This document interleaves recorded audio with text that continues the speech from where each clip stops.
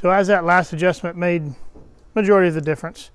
Also wanted to bring up, if you run your machine too low with your 3-point, it will also cause a ridge. Just some little things, again, that you'll just have to get used to with your tractor and the Ground Hog. Talking about the ground a little bit, as it gets drier dirt, it will kind of pile up in front of the roller here.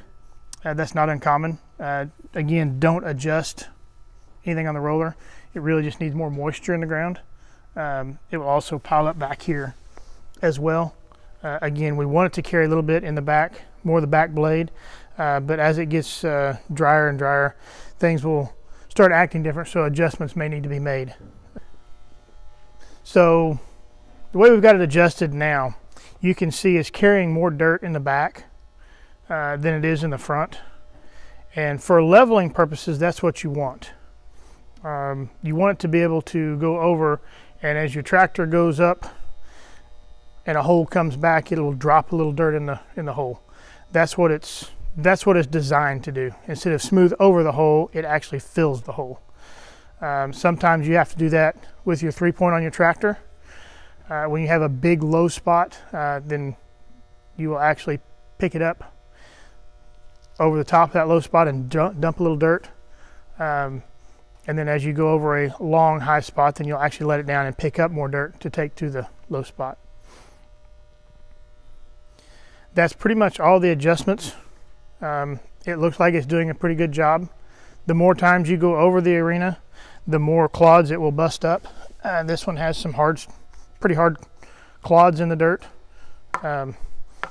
They will, over time, they will bust up. And once you get them all busted up and you work it often, and during season they work this every day, so it's hasn't been worked in a few months. Okay, we've used the Ground Hog. It has been greased before we ship it.